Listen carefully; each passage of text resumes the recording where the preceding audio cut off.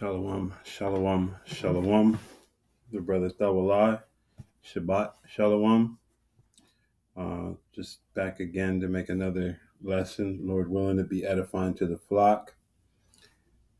As always, I want to begin by giving all praise, honor, and glory to Yahweh, Bahasham, Yahweh Shai, Bahasham, Raha Kodash.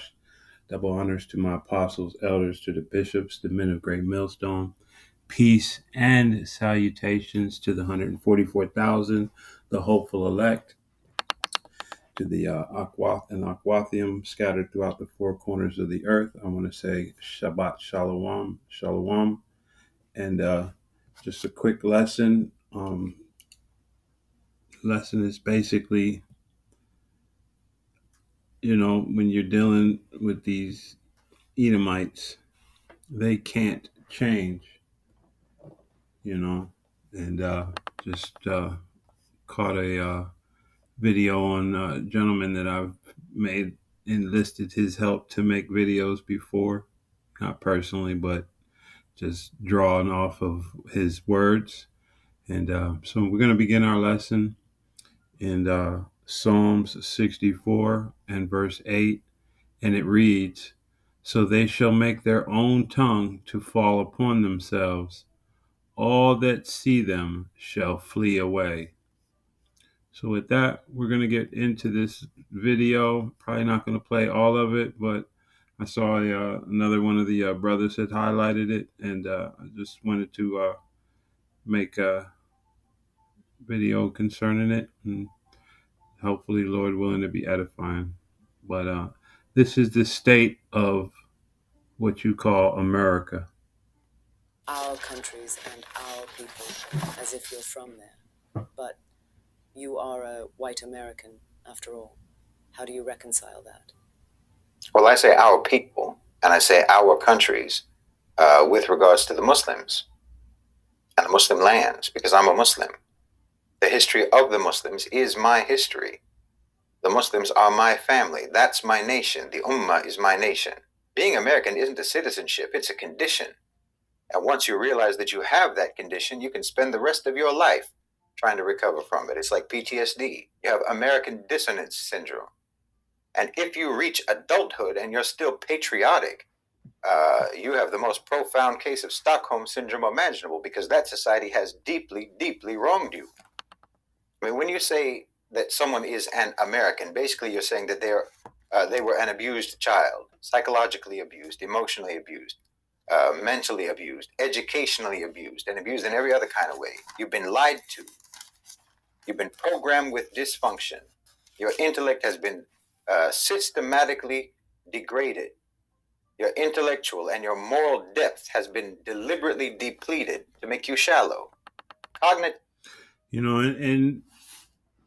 Quiet as it's kept, he's speaking to all so-called Americans, but in the depths of his speech, who's he really? This man, you so-called Negroes in America. I mean, this just engulfs your whole existence here. And, the fact that you prop up this nation more than the so-called white people in this nation is phenomenal, to say the least. You run to the aid of this place more than they do, and it has never treated you with any kind of dignity, respect, warmth, anything. Dissonance has been inflicted on you your whole life. When you say American, you may just as well say damaged or victimized.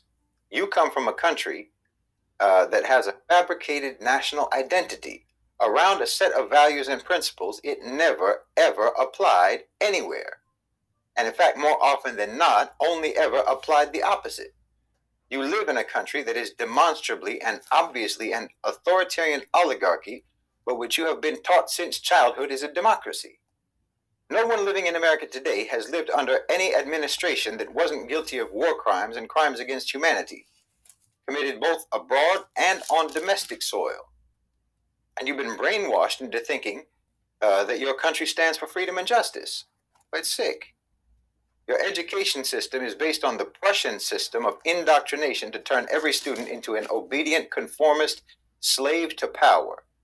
But you pretend that your society cherishes individuality.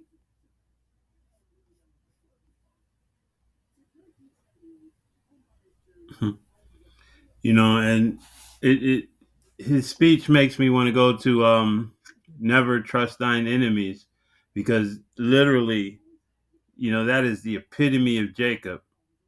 Jacob wants so much to love this demon that he can't find anything wrong. He's dismissed his ancestors. He's dismissed every aspect about the devilish treatment that this wicked son of a bitch has done to our people. And all he wants to do is forgive and forget. you know and this is Malachi 1 and verse 4, and it reads, whereas Edom saith, we are impoverished, but we will return and build the desolate places. Thus saith Yahweh Bashem Yahweh Shai of hosts, they shall build, but I will throw down, and they shall call them the border of wickedness, and the people against whom Yahweh Bashem Yahweh Shai hath indignation forever. And we're gonna go over here, and this is because they're the border of wickedness. So this is get out of there.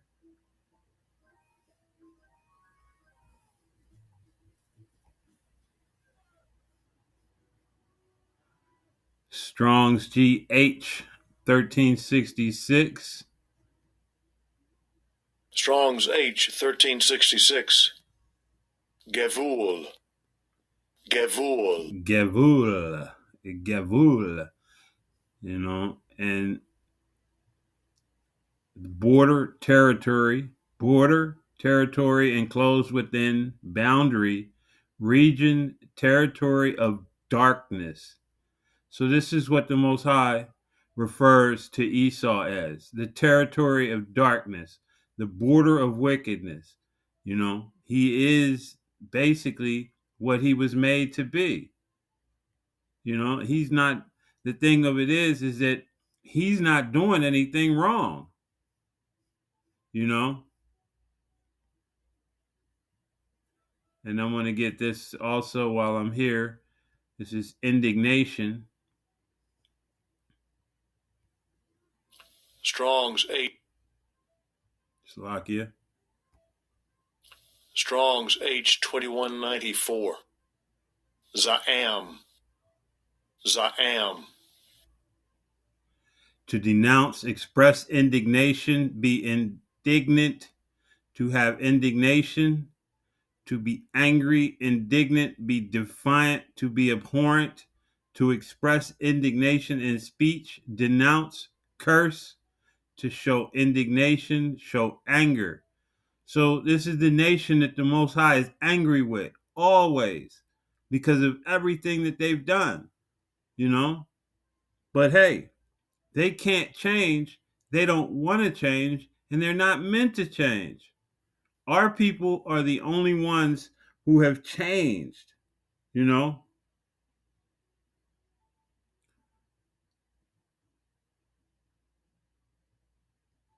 I'm going to let some more of him play. I want to grab a verse while he's playing. I'm going to look this up real quick.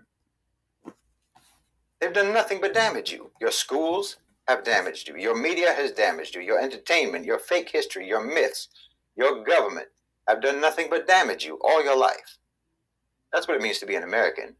And part of that damage, one aspect of that relentless damage, is in the question itself. You're a white American, you said. That matters to you. And you force it to matter to everyone in that country, even though it's an actually completely irrelevant characteristic. But because of the way that you have developed as a so-called society, you made it relevant, and you made it an issue, and you insist on keeping it an issue, so you can never escape. I don't even...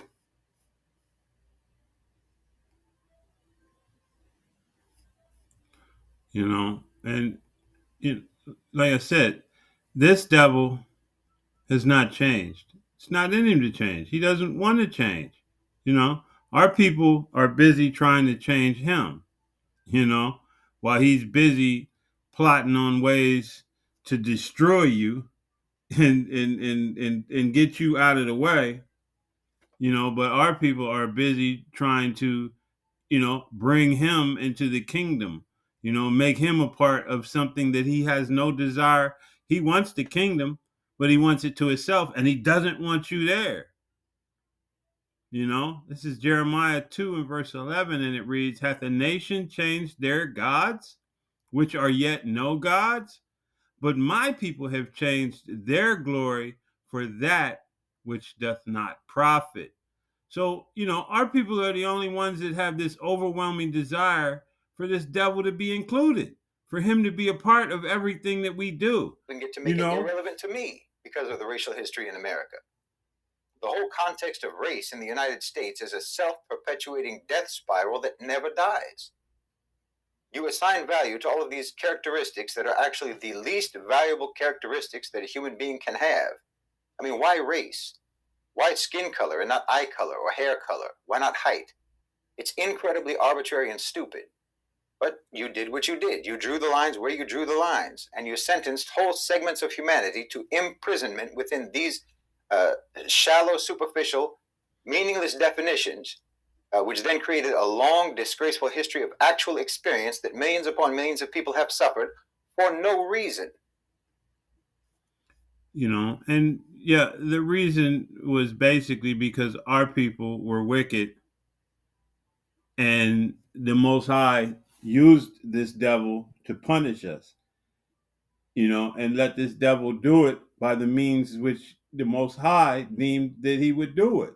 So we understand that all things were done to the will of the Most High through Yahweh Shai, you know, and that's why this devil has been allowed to do what he's done. That's why this devil has done the things that he's done in the manner that he's done. He's not special. He's no great importance or significance. He is nothing more than a pawn in the hand of the Lord. You know, and all he's done is his has increased the judgment that's going to be put upon him. You know, that's all he's done. He hasn't done anything special. There's been nothing about this demon that has been even remotely of any great significance, other than he has been a pawn in the hand of the Lord. He is the Lord's sword. And this is Proverbs 16 and 4, and it reads, Yahweh Bahashem Yahweh Shai hath made all things for himself. Yea, even the wicked for the day of evil. And what is the day of evil? Man, that day of evil is Judgment Day. That's the day that the nukes fly. And we're literally watching everything come into fruition for that moment to happen, you know? And this devil is doing nothing more than So following everyone the who grew up in script America that's been eventually set has for to him. pursue self-rehabilitation, deprogramming, repair, debugging, detoxification, just to try to undo all the damage that being American has done to them, just so they can try to be normal. To be American is to suffer from a multitude of chronic diseases. It's a condition, not a nationality. It's a condition that every serious and sincere person has to try to cure themselves of over the course of their adulthood. But for most of them, it's a terminal condition. They'll never get over it. They'll die that way. And that's right. I mean, yeah. Because for most of them, and for the 2/3 of our people, that the wicked is reserved to the day of destruction. Salakia. This is Job 21 and verse 30. That the wicked is reserved to the day of destruction, they shall be brought forth to the day of wrath. So, you know, this devil hasn't gotten away with anything, man. This devil is walking the path that was designated for him. The only thing that's out of pocket about this whole thing is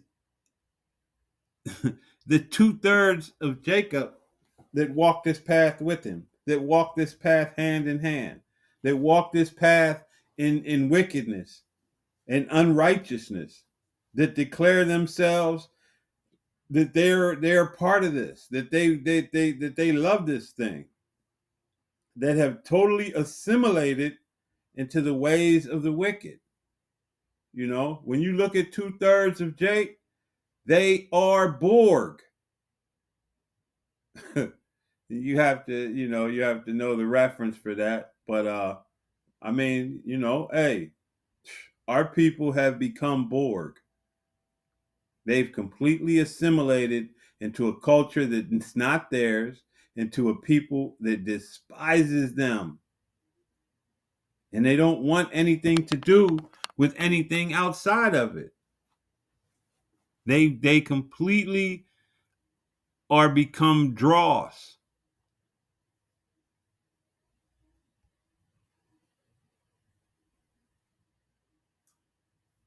You know, this is Ecclesiastes 1 and verse 15, and it reads, "That which is crooked cannot be made straight." And our people steady trying to make straight what cannot be made straight. It was made crooked. There's nothing that can be done about it. And that which is wanting cannot be numbered.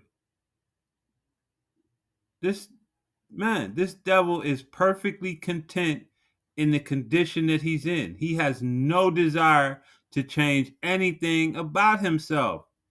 Only our people are overwhelmed at wanting him to be something other than what he is. And I'm going to stay in Ecclesiastes one more time. Ecclesiastes 7 and 13. And it reads, "Consider the work of the Most High, for who can make that straight which he hath made crooked?" So Yahweh Bashem Yahweh Shai created this man to be wicked. He created him to be crooked. He didn't make him straight. You know, his soul is not upright that's lifted up in him. This is why he does what he does. And the sickest part of it is that this condition, you're actually pressured to preserve it, to uphold it, to cherish it, rather than to abolish it. Just like your question, as if I'm doing something wrong by not basing my identity and my worldview and my understanding on the dysfunctional, reductionist definition of white American. I mean, look, for most of the people who are categorized as Americans and who claim American history as their history, who feel some sort of, connection to the so-called founding fathers, Paul Revere and what have you, most of them only have even been over there for 2 or 3 generations. A smaller number than that's been over there for 4 generations, and very few, except for the descendants of slaves, have been over there since the beginning. The overwhelming majority of so-called Americans throughout most of American history, their families were somewhere else. It's the same with mine. The Irish side of my family came over during the potato famine, and the German side came over more recently than that. Yet for some reason, we're all supposed to believe that we are all somehow connected to the history and the cultural heritage of that country, connected to people that we're not connected to in any way whatsoever, as if they are our ancestors. They even call them our forefathers. What do I have to do with George Washington? America isn't a tribe. America is nothing but a blood-soaked piece of land that a ragtag horde of Europeans fled to escape Europe. And then it became a land that people fled to escape American foreign policy that pillaged their own countries. And the people that have undeniably been so-called American longer than 99% of so-called Americans, the descendants of African slaves, are still treated like outsiders in a country that they've been in longer than most people. They've been there at least as long as the most pedigreed aristocratic so-called Mayflower families. I mean, just on seniority alone, they're supposed to be among the highest. Man, I often wonder why, how is it that he still, walks the earth and that this devil hasn't, you know what I mean? Well, I mean, I know it's because Yahweh Hashem Yahushai decides when and where somebody moves from one realm to the next. But man, I know this devil wants him bad. He is just, you know what I mean? He doesn't hold no punches with this demon, you know, and make no bones about it. This thing, they demons, man. Just, no other way to describe them, no other way to break it down and butter cup it up and none of that. These people are monsters. But what he said deserves a script. And this is Numbers 35 and verse 33, and it reads, "So ye shall not pollute the land wherein ye are, for blood it defileth the land, and the land cannot be cleansed of the blood that is shed therein, but by the blood of him that shed it." And that's why we know that the generation that's here now has to be part of that beginning generation that was here in the beginning, and that these same demons are back again to receive the judgment that has been decreed to come upon them, and they cannot change, man. There's nothing that they can do to change who they are. So I'm going to grab one more. This is Jeremiah 13 and verse 23, and it reads, "Can the Ethiopian change his skin, or the leopard his spots? Then may ye also do good that are accustomed to do evil." And the answer is no. There's nothing about him that wants to change. There's nothing about him that wants to become new and do something different. The only thing he wants to do is put you to death in the worst kind of way, Jake. He wants to deceive you and make you a part of his slaves. So we're going to, because I don't want this thing to run too far over the allotted amount of time, and maybe we'll pick this up again. But if you ever get an opportunity, man, this man speaks some heavy stuff. I'm not claiming his religion because his prophets are not my prophets. But nevertheless, a wise man, he's wise enough. He's not wise according to, and he wouldn't be if he is a child of Esau. He wouldn't be, and one doesn't really know one way or another. But the man has intellect. So with that, I'm gonna go ahead and wrap this one up while before it just cuts off on me. And I want to close out as always by giving all praises, honor, and glory unto Yahweh Bahasham, Yahweh Shai, Bahasham Raha Kodash, and double honors to the apostles, the elders, the bishops, the men of Great Millstone. Peace and salutations to the 144,000, the hopeful elect, to the men, women, and children scattered throughout the four corners of the earth. I want to say Shalom, Shabbat Shalom, and to the 2/3, the people out there of the house of Jacob who refuse to repent and turn back. I want to tell you that mournings, lamentations, and woes are coming to a place near you very soon, and you will not have a hedge of protection. So with that, again, giving all praise, honor, and glory to Yahweh, Bahasham, Yahweh Shai, Bahasham Raha Kodash, Shalom.